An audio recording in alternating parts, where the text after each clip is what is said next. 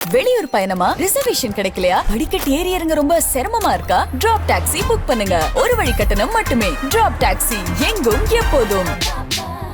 ஷார்ஜாவில் இருந்து சென்னை வரும் ஏர் Arabian airlines பயணிகள் விமானம் இன்று அதிகாலை 3:25 மணிக்கு 217 பயணிகளுடன் சென்னை சர்வதேச விமான நிலையத்தில் தரையிறங்கி பே 25 இருப்பதற்கு தயாரானது. அப்போது அந்த விமானத்தில் வந்து கொண்டிருந்த பயணி ஒருவர் திடீரென விமானத்தின் எமர்ஜென்சி எக்ஸிட் என்கிற அவசர கால கதவை திறந்து அதன் சரக்கு பாதை வழியாக வெளியில் குதித்து ஓடினார். உடனடியாக விமான நிலையத்தின் ஓடுபாதை பகுதியில் அவசர கால அபாய அறிவிப்பு எச்சரிக்கை மணி ஒலிக்கப்பட்டதை அடுத்து பாதுகாப்பு அதிகாரிகள் விரைந்து வந்து பயணியை சுற்றி வளைத்து பிடித்தனர்.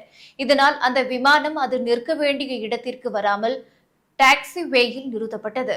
இந்த நிலையில் அடுத்ததாக லண்டனில் இருந்து சென்னை வரும் பிரிட்டிஷ் ஏர்வேஸ் பயணிகள் விமானம் சென்னையில் தரையிறங்குவதற்காக வந்த நிலையில் டாக்ஸி வேயில் ஏர் அரேபியன் ஏர்லைன்ஸ் விமானம் நின்று கொண்டு இருந்ததால் சென்னையில் தரையிறங்க முடியாமல் பெங்களூருக்கு திருப்பி அனுப்பப்பட்டது.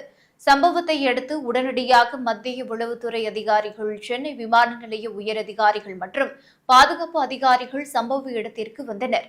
விமானத்தில் இருந்து கீழே குதித்த பயணியை பாதுகாப்பு அதிகாரிகள் தனி அறையில் வைத்து விசாரித்து வருகின்றனர். முதற்கட்ட விசாரணையில் அவர் புதுக்கோட்டையைச் சேர்ந்த முகமது நிஜாமுதீன் ஷெரீப் என்பது தெரியவந்துள்ளது.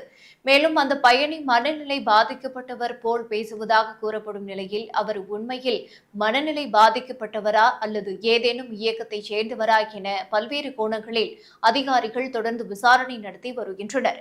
அந்த ஏர் அரேபியன் ஏர்லைன்ஸ் பயணிகள் விமானம் சென்னையில் இருந்து மீண்டும் ஷார்ஜாவுக்கு அதிகாலை 4 மணிக்கு புறப்பட்டு செல்ல வேண்டிய நிலையில் இந்த சம்பவம் காரணமாக தாமதமாக 7:45 மணிக்கு புறப்பட்டு சென்றது.